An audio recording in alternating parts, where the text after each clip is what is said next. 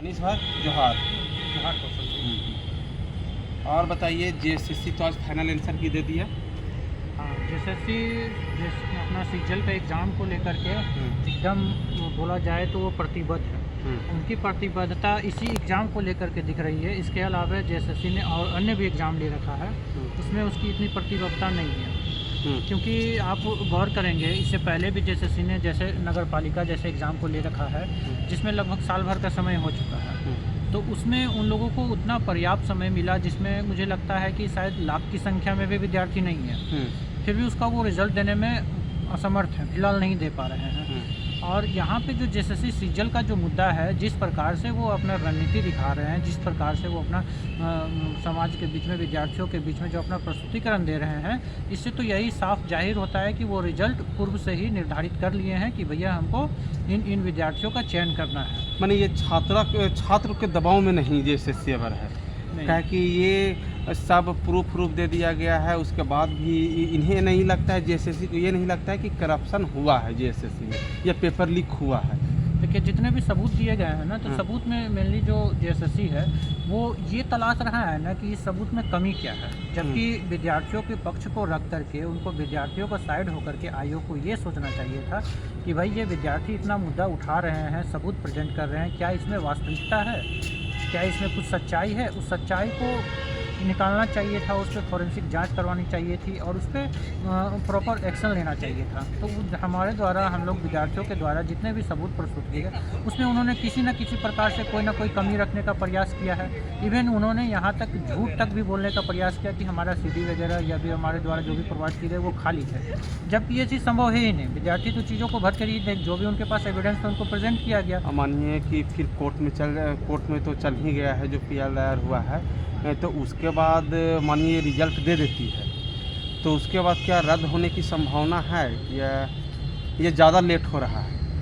देखिए, ये सारा चीज़ सोचा समझा हुआ और साजिश किया हुआ चीज़ पहले से ही है, जिसमें वो कुछ समय पहले तक चाहती तो उसमें वो जो भी करना होता करती, लेकिन समस्या ये था कि उस समय विद्यार्थी आंदोलन भी कर रहे होते, तो वो एक प्रॉपर सही समय का इंतज़ार कर रहे थे कि एक सही समय आएगा और हम चीज़ों को पटक देंगे और विद्यार्थी छटपटाते रह जाएंगे, वो कुछ कर नहीं पाएंगे।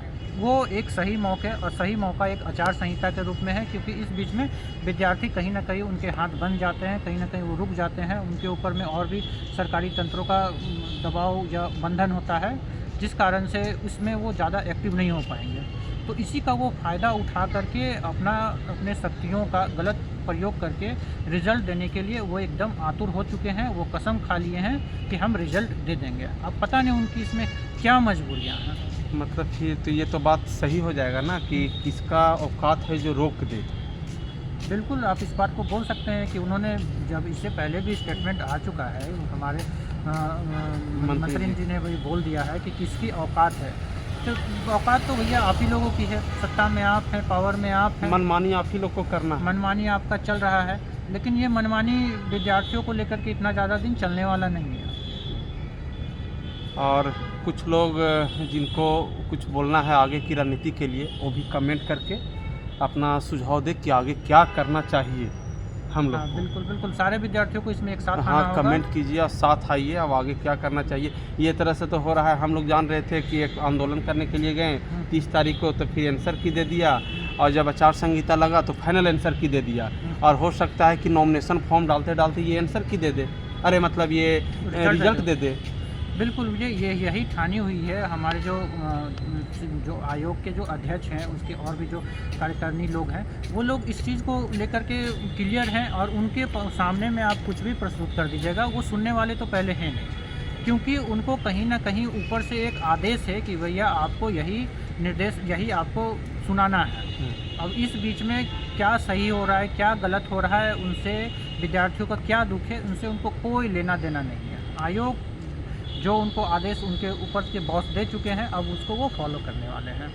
तो इसमें यही बोल सकते हैं कि हम सारे विद्यार्थियों को साथ आना होगा, साथ मिल करके एक नई रणनीति तैयार करना होगा, और उसको लेकर के हमको आयोग की जो ये गलत तरीके हैं उसको रोक लगाना होगा, ताकि आगे इस तरीके का मतलब ये इस तरह से तो हुआ ना कि आयोग मनमानी कर रही है, आप ऐसे भी आयोग में जो गए थे वहाँ पे डेलीगेशन के तौर पर बोला गया था कि इसके बाद आचार संहिता में कुछ नहीं आएगा, ना आंसर की आएगा, ना रिजल्ट आएगा, और इस तरह से ये बोल के अपना ही बात से मुकर रहे हैं। बिल्कुल, मुझे तो काफ़ी आश्चर्य होता है कि ये इतने पढ़े लिखे और इतना संवैधानिक चीज़ों से गुथा हुआ जो संस्था है, वो बार-बार विद्यार्थियों के साथ में झूठ बोल रहा है। मुझे तो ये समझ में नहीं आता है कि ये झारखंड के भविष्य के लिए कितना ही बुरा बात है कि जिस आयोग में जो लोग पहुँचे हुए हैं, जिनका कार्य है झारखंड राज्य में निर्माण के लिए एक तंत्र को तैयार करना, युवा को तैयार करना, कार्यशक्ति को तैयार करना, वो झूठ की नींव देने का प्रयास कर रहे हैं। तो ये पूरा कहीं न कहीं झारखंड को गर्त में मिलाने का ही प्रयास है, जो कि आयोग के द्वारा या और भी जो लोग हैं इसमें शामिल है, वही प्रयास किया जा रहा है। तो इससे क्या लगता है कि आगे रिजल्ट भी आने की संभावना है? बिल्कुल, इसमें कोई शक नहीं है। वो जिस तरीके से रवैया अपना रहे हैं, वो आज आंसर की दिए हैं, कल का डेट में वो आपको रिजल्ट भी प्रेजेंट कर देंगे। अब विद्यार्थी चिल्लाते रहेंगे, उनको विद्यार्थी से कोई भी लेना देना नहीं है। उनके जो भी कैंडिडेट है सब बाहरी कैंडिडेट हैं, जिससे उन्होंने कहीं ना कहीं कुछ रकम खा के बैठा है। और जो भी ये वीडियो देख रहे हैं वह कमेंट बॉक्स में अपना सजेशन दे कि आगे का रणनीति क्या होगा, और इसके लेके फिर आगे की रणनीति का है कि झारखंड के हित के लिए तो रणनीति बनाना पड़ेगा, झारखंड के युवाओं के लिए रणनीति बनाना पड़ेगा, और आगे की रणनीति सबको मिलकर बनाना पड़ेगा। काहे कि मानिए इतना बड़ा पैमाना में करप्शन होगा तो इसके बाद फिर ये समझिए ना कि विद्यार्थी, हम लोग 5 साल से मेहनत कर रहे हैं, 5 साल से तैयारी कर रहे हैं, और हम लोग को हासिल किया हुआ कुछ। आप एक जो रिजल्ट आया था, जो एक चैनल ने कवर किया था, तो उसमें तो लग रहा था कि सब राजस्थान का ही लड़का है। हाँ, बिल्कुल, सारे बाहरी थे, सब बाहरी थे। तो इस तरह से फिर झारखंड में रह के झारखंडियों को न्याय नहीं मिलेगा, तो आगे फिर इसके लिए तो झारखंडी को आवाज़ उठाना पड़ेगा। बिल्कुल बिल्कुल, इसमें सारे झारखंडियों जितने भी युवा साथी हैं हमारे, उनका मैं यही बोलूँगा कि अब एक समय आ चुका है कि सारी युवा एक साथ हो जाए, एक आवाज़ में बोलना चालू कर दें। क्योंकि ये सरकार जो भी हो, या ये जो आयोग की जो रवैया है, उसमें उनकी जो गंदी नीतियाँ घुस चुकी है, उनके अंदर में जो गंदे लोग घुस चुके हैं, उनको साफ़ करना होगा। क्योंकि ये हमारा उद्देश्य केवल यहाँ पे नौकरी पाना नहीं है, झारखंड का विकास भी है। हाँ, अब यही लगता है कि अब हम लोग को एक तरह से अब समझिए ना, सिस्टम करप्ट हो गया है। अब जब ये सिस्टम सुधारने की लड़ाई है।